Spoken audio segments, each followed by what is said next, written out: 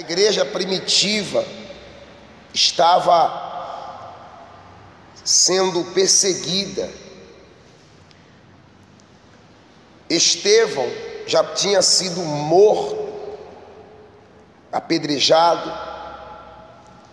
Tiago também foi morto à espada. E o rei Herodes, não se contentando, ele então mandou prender Pedro, como a gente vai ler aqui no livro de Atos dos Apóstolos, capítulo 12, diz assim: Pedro aprisionado por Herodes. E por aquele mesmo tempo o rei Herodes estendeu as mãos sobre alguns da igreja para os maltratar, e matou a espada Tiago, irmão de João. E vendo que isso agradara aos judeus, continuou mandando prender também Pedro. E era os dias, ou seja, época da Páscoa. E havendo-o prendido, o encarcerou na prisão, entregando a um quarteto de soldados para que o guardasse, querendo apresentá-lo ao povo depois da Páscoa. Pedro, pois, foi preso, ficou guardado na prisão. A palavra guardado, ou seja, por que Deus permitiu que Pedro fosse preso? Melhor preso do que morto. Melhor preso do que morto. Porque dois já tinha sido morto. Então aqui Deus permitiu que Pedro fosse guardado. A Bíblia fala que ele foi guardado.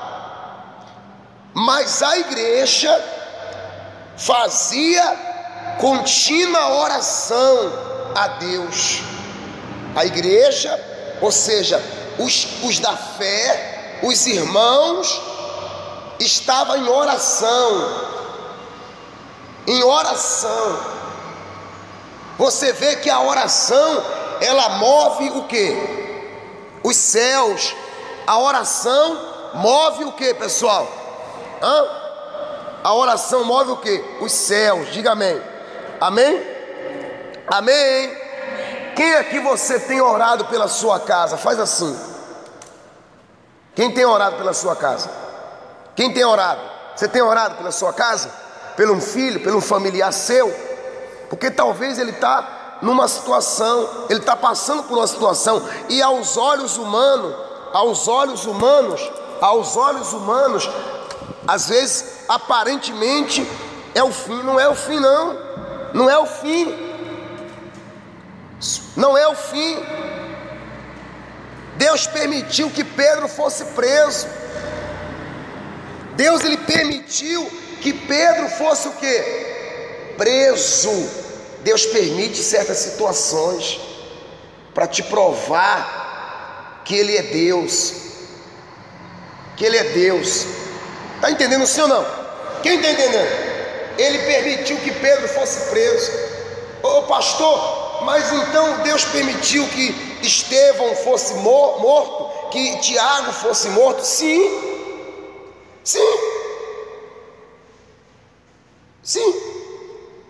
Porque eles morreram pelo Evangelho.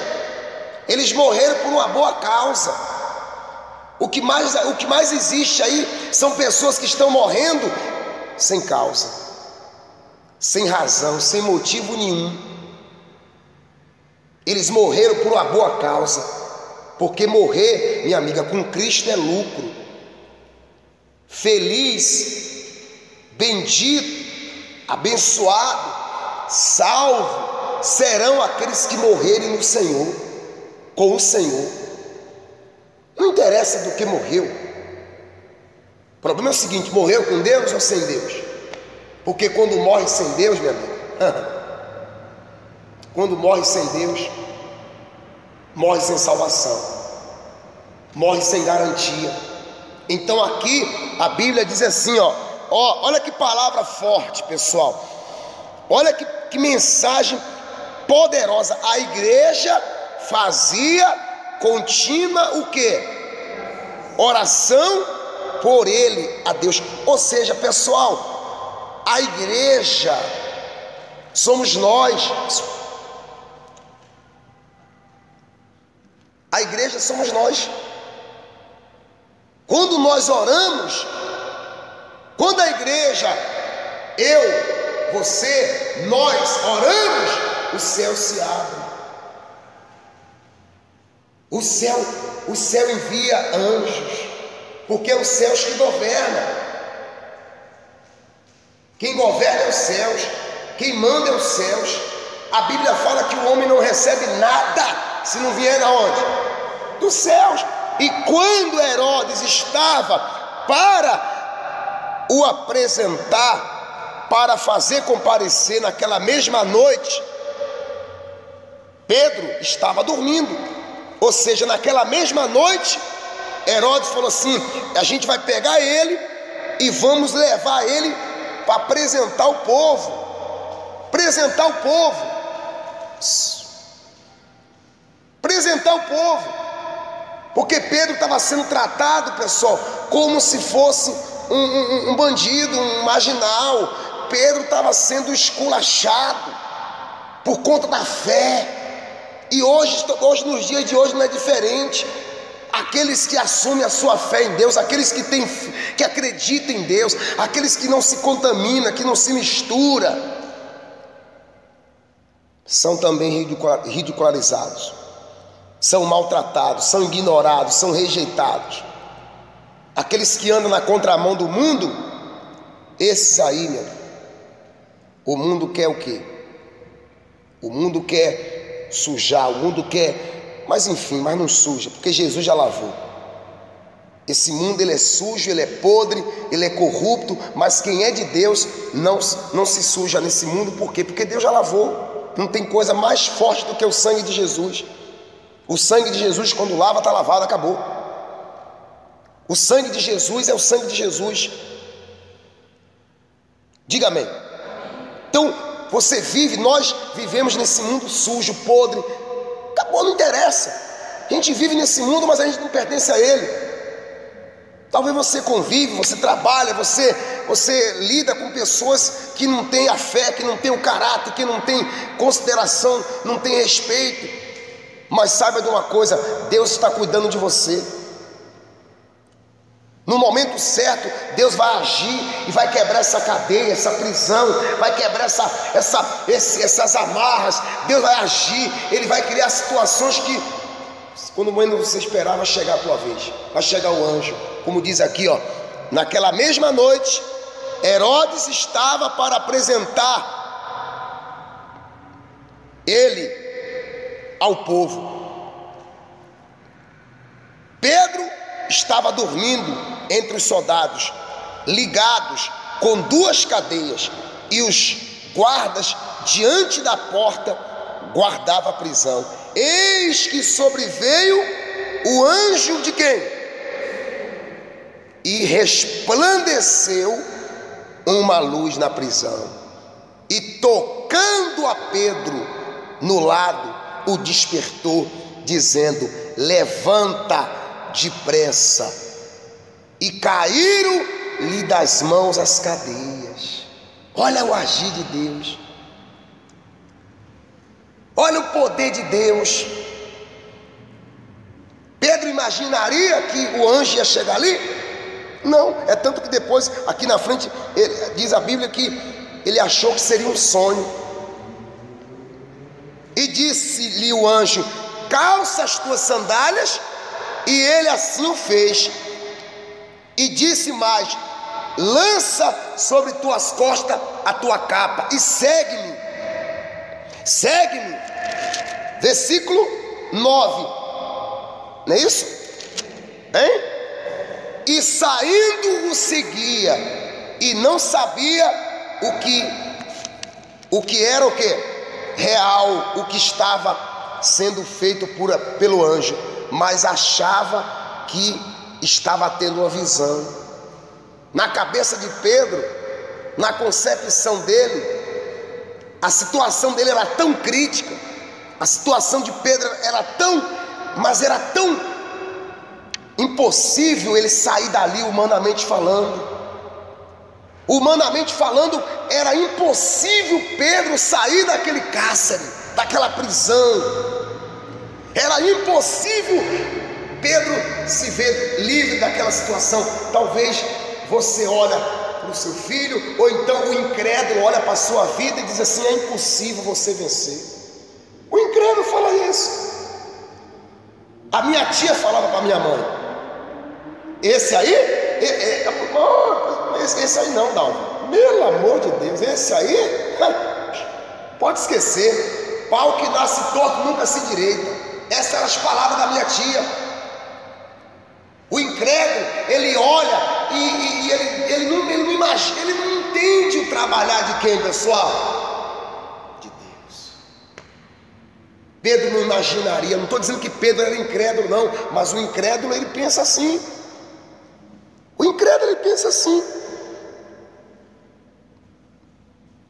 E quando passaram a primeira e a segunda porta, chegaram na porta de ferro que dá para a cidade, a qual se abriu por si mesma. E tendo saído, percorreram uma rua, e logo o anjo se apartou dele. A porta de ferro, aquelas portas de cadeias, ela se abriu naturalmente. A bênção de Deus é assim. O milagre que Deus vai fazer na tua vida é assim. Não vai precisar ninguém. Deus não precisa de... Não, a única coisa que Ele quer, que Ele precisa, é que você busque, que você ore, que você seja fiel, que você não se misture. Você acredite no agir dele. Não olhe para a sua situação, não olhe para a sua condição, não olhe. A porta de ferro por si mesmo se abriu. Meu Deus, que maravilha. Esse Deus trabalha assim. Esse é o Deus que você veio buscar. Esse é o Deus. Versículo 11: e Pedro, tornando a si, disse: agora sei verdadeiramente que o Senhor enviou o seu e me livrou das mãos de Herodes e de tudo o que o povo dos judeus esperava. Quer dizer, meu Deus do céu, que palavra, hein? Que Deus é esse, gente? Que Deus, que Deus. E tudo o que o povo dos judeus esperava. Meu Deus do céu, o anjo disse o seguinte: obedece. Você vê que Pedro, tudo que o anjo mandou Pedro fazer, ele fez. Tudo que o anjo mandou Pedro fazer, ele fez. Desperta, levanta, calça as sandálias, joga a capa nas costas, me segue.